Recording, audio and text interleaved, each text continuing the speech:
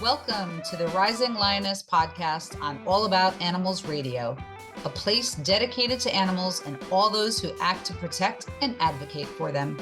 Hi, I'm your host, Erica Salvemini, and I'm thrilled and honored to be here representing All About Animals Radio using my voice for the animals. Thank you for joining us for what intends to be a thought-provoking and soul-inspiring series where we discuss topics aimed at understanding the importance of the relationship between empathy, animal rights, and our peaceful coexistence with the animal kingdom. And now on to our show.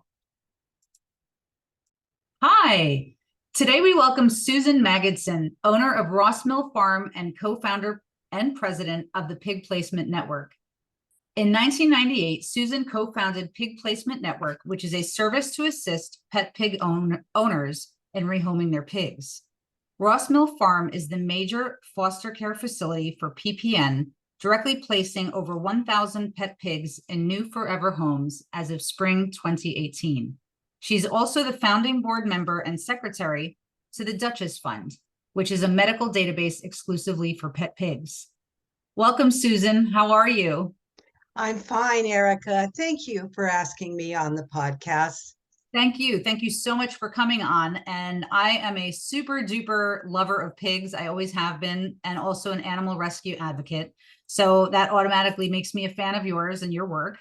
And it's just lovely to have you here today. And I think that your work with rehoming pet pigs is such a noble thing you're doing for the pet pig population. And I just don't think that that gets enough attention, which is why I was so interested in speaking with you and having you on today. So I guess we'll jump right in. And so for those in our audience who don't know a lot about pigs, right, how smart they are, they're sentient beings. And I thought that maybe you could just share a little bit about pigs in general, what kind of beings they are and why they can be great pets. Well, Erica, there's a lot of myths that are formed around pet pigs or around pigs in general. Right. Like they're dirty. They are absolutely not dirty. They're very clean. As a matter of fact, they have no body odor. They are extremely intelligent, emotional, very emotional animals. Their intelligent level is about the same as a 3-year-old human child. So that makes emotions kind of difficult to handle from time to time and misunderstood many times by their owners. Sure. So there's a lot, and pigs should not be fat. Oh, isn't that something? They should be nice and lean and looking good. I'm sure they'd appreciate that more as well. Yes. But they're always being fattened up because, well, for obvious reasons, we know what pigs are typically used and known for. So I like that you're changing that by talking about and doing this work for making them, pets. Pets. And why not? Because they're loving and, humans need love and we can do that together. So I think that's super. They do make excellent companion animals. Really, really therapeutic to a lot of people, much like our dogs or cats. They're easy to keep in a home environment, but they do have to have outside time. Sure. And what about the potty training? That's easy. Yeah. Pigs are just kind of natural. They do not want to go to the bathroom in their nest area, which they consider your home, because the big bad wolf could find them if they were having accidents in their nest. So it's easy. Oh, it's real easy. Easy, in other words, easy like you would train a dog to go outside. They will just ask to go out, or you take them out, really let them out. Okay. Wow. Yes, very easy to potty train. That's great to know. So would you also tell us a little bit about PPN's network, the PPN mission, basically? What is your mission? Certainly. Well, our mission is to provide truthful information to people who have pigs, who want a pig, all caretakers, so rescues and that type of thing, we are looking to provide truthful information so that they can better care for the pigs in their charge. That's one of our key missions, is the education. But the one that is most widely used is our networking, which is a website that's like a matchmaker. We're trying to find the best home possible for each individual pig that comes into our awareness, because we're national. So we do have pigs across the nation that are posted to our website with a profile, much like Pet Finder. I was just about to say that it sounds like Pet Finder. That's wonderful. It does. So people who are looking for a pig and they go to us, they'll not only get the education that they really need to make an informed decision, but they'll also be given enough information so they can make it successful once they do adopt a pig. That's phenomenal. And it's free. That's so It's great. totally free. That's wonderful. There should be that much information and that much education for any type of adoption that anyone goes into. And frankly, any kind of, whether you're purchasing, or even Right. a child for that matter, like a lot Right. of humans, and it's no judgment passed. It's just, we make these impulsive decisions in life, and then there are consequences afterwards. So if we're not prepared for these tremendous commitments that we jump into, then how can we possibly, you can learn it along the way, but it's a little bit more painful, and unfortunately sometimes it ends up really tragically, right? Because there's so many surrenders. Yes. So And pigs speak a different language. We're so used to our other domestic animals that we kind of put them in that little box, that a pig must be very much like a dog, because they want to go outside to go potty and they like to go for a walk or whatever. But pigs speak a completely different language. Once you understand that language, you have everything that you need that's to incredible. be successful. Yeah. Do you teach that in your education, like a little Yes. about that and how the communication goes? That's phenomenal. Yes. I'm into that. I will have a pet pig one day when I have the right means to do so. If we qualify you. Of course, I would expect nothing less, for sure. Well, how did you know that this was your calling, or did you just happen to stumble into it, or as a child were you always like a major pig lover? How did that work out for you? No, strangely enough, I've always been an animal lover, and I just happened to purchase a home that had a barn and had enough space for a variety of animals. And a pig was not in our was not in our menagerie because they got so large. But then when I discovered that they really do have little pigs, which we'll talk more about. But the little pigs, I thought, well, I can do a little pig. So I got myself a breeding pair. And actually, I'm not ashamed to say I did start as a breeder. But I quickly changed my direction when I realized that pigs are in need of finding new homes, that I didn't need to produce anymore. So, so that's where I am. I love that. I love that that's it's like a transformation kind of. And there are so many animals that need help and need homes and need sanctuaries. And so to continue breeding, if we think about that further, it does beg the question, why would we be doing that? Right. There's so many unwanted pets that need homes. Right. So I applaud you. Great job. That's wonderful. And thank you. In fact, that was going to be one of my questions about the breeding, because I understand that you did do that, but I think it's great that you transitioned over to pet rescue, really expert, because you're a leading expert in pet pig rehoming. And so can you also tell us a little bit about Ross Mill Farm? That's a farm, but it's a vegan farm, isn't it? Yes, it is. We have a vegan policy. We have no events that are meat-based food. Everything has to be vegan when we give an event. Right. So we've made that commitment to the vegan, to the animals. Bravo. Good job. I just got chills. That makes me so happy. As a vegan myself and animal, advocate, obviously. And so that's super. I hope that more farms can start to go that route, because there are other ways to produce food and live in a kinder, gentler way in our lives for all of us. Yes. And still enjoy our food a lot. So, we don't have to give up things when we say we want to go vegan. So, and again, Oh, it's so easy today to go vegan. it really is. It really is. There's an awareness, there's restaurants, there's packaged goods that you can buy at the store now. Oh my goodness, it's easy peasy.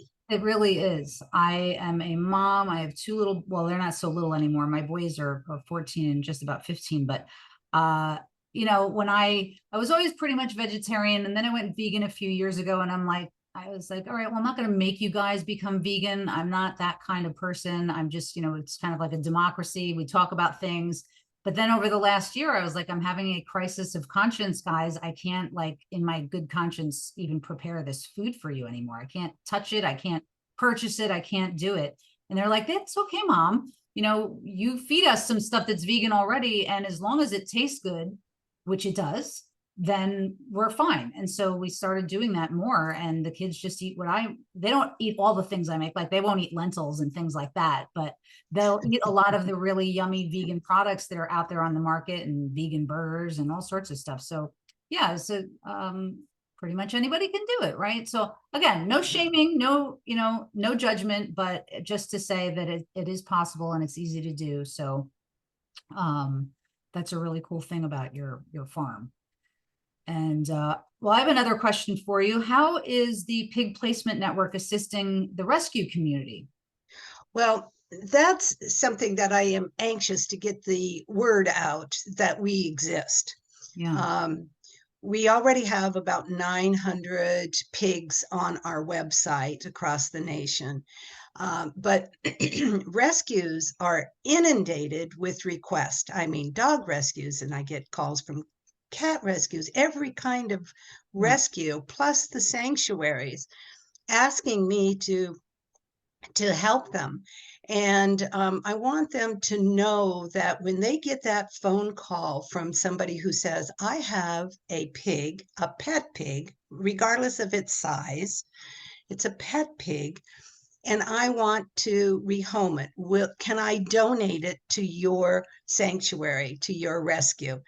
Well, they can't take them in anymore. They don't know much about them, or they do know about pigs, but they're at capacity, and that is true across the country.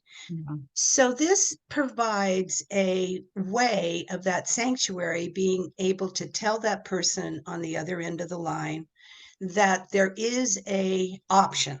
There is another option, and that is to contact Pig Placement Network, and we will help work with them. Now, almost 20%, I think we did some statistics.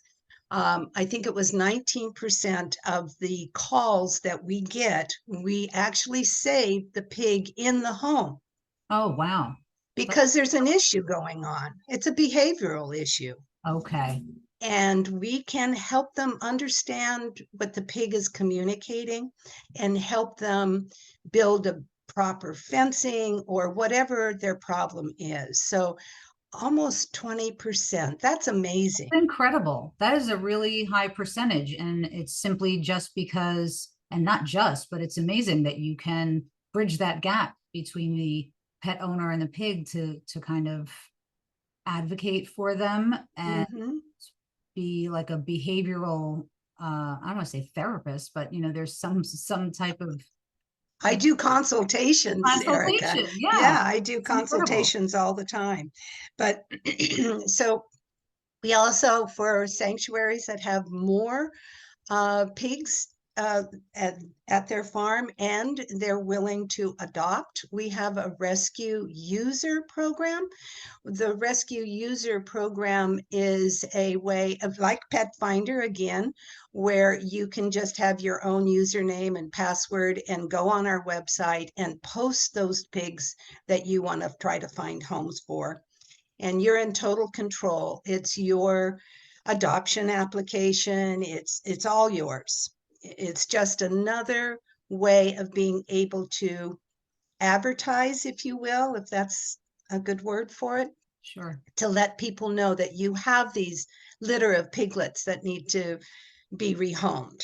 Right. So then I also have started, although it's not well financed, I've also started a spay neuter program. So people who need to get rid of their pig because it's not altered and its behavior is inappropriate as a pet, unless it is altered, to help them with that if that is an obstacle.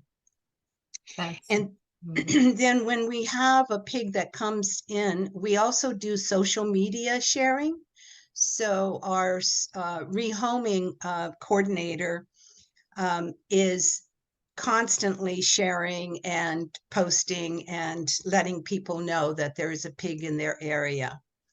We also do email blasts where we have in regions where we have urgency, where there's an urgent situation going on, we will do an email blast to that region. So we have Southeast and Northeast and so on. So, and so that's how the Pig Placement Network can really help the rescue world.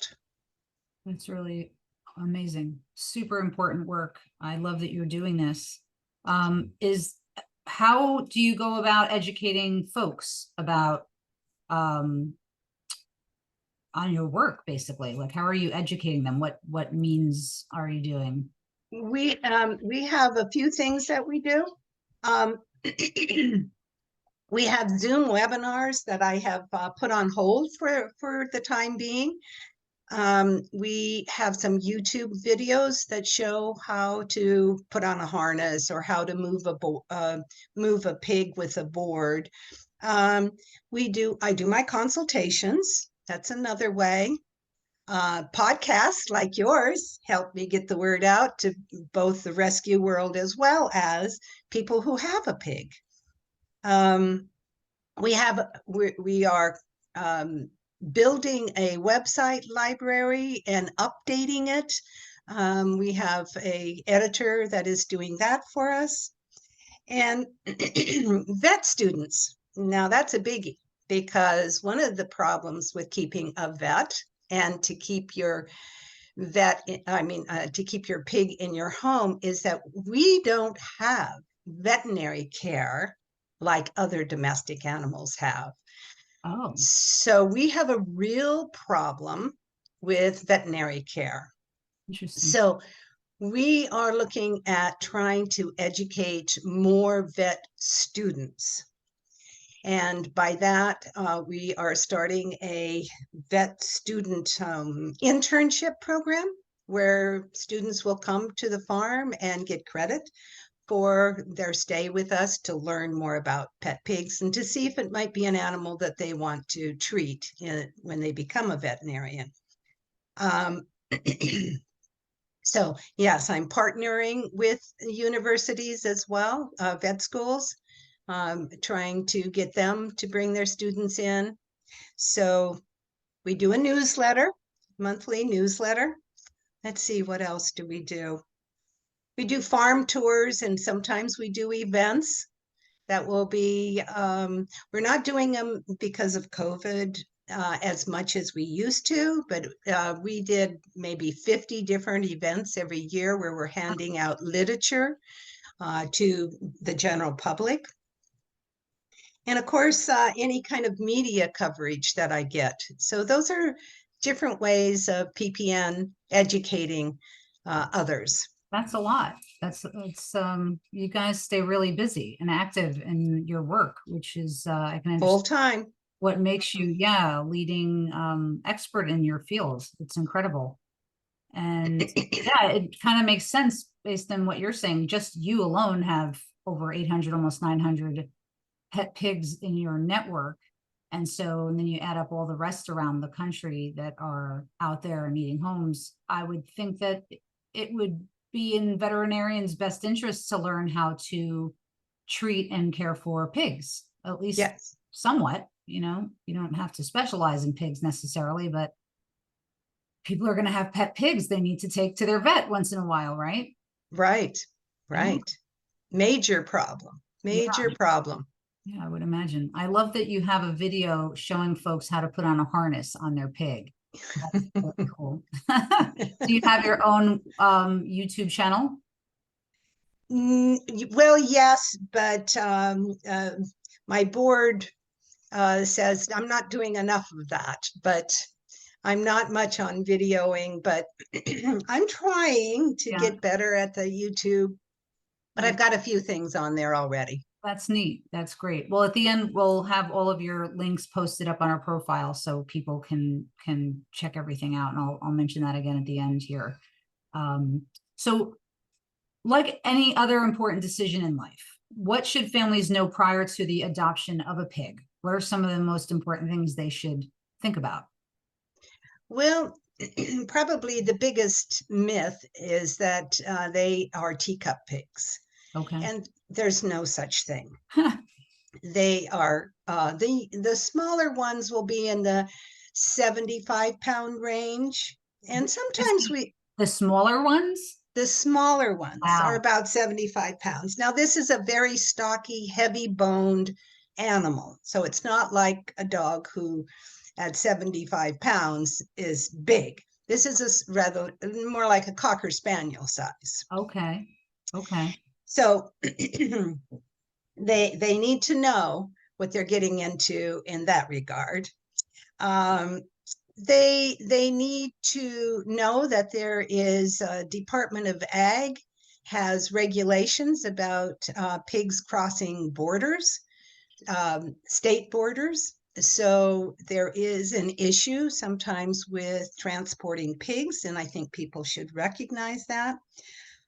It's a lot harder to travel with a pig than it is with, Rover. Come on, Rover, let's go for a drive, and we're going in to the car house across. We're on our way, But with a pig, it's like an infant. You got to get ready. You got to have the timing has to be right. You got to give yourself enough time before your appointment or before you're leaving. They need to be in a crate. Absolutely should be in a crate. They need to be in a car so that its temperature is regulated so they can be comfortable. So yeah, traveling with a pig is not the easiest thing. So yeah, so people really need to, basically the most important things to know here is you really need to know what you're getting into. Yes. For the faint of heart, and it's but they're wonderful pets if for the right people. And they make excellent therapy animals too, emotional support animals, because they're so much like children. Aww. That they are giving people purpose, and they just love.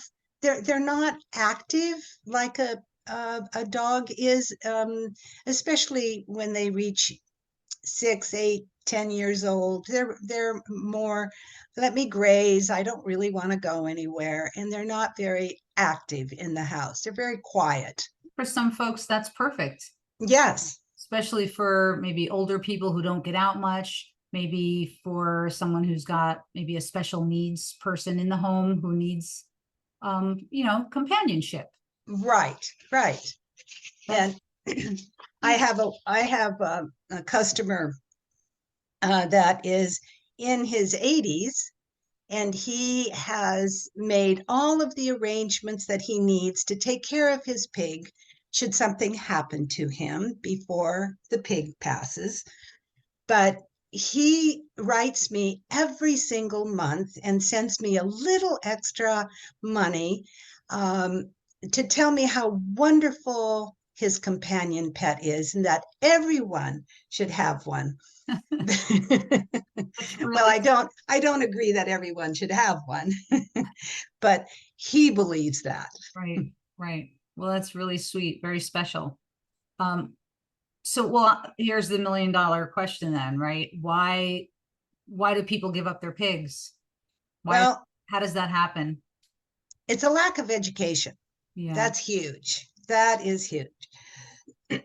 They do little or no research prior to getting the pig. It's often spontaneous because, I mean, what is cuter than a little baby pig, you know? A baby puppy or a baby kitty might fall in there as well, but to us, pig people, it's a baby pig. Yeah. So they don't do much research, can be very spontaneous. They're given the wrong information. If they are given information, they also have a tendency to listen to what they want to hear. So that size issue is a huge one.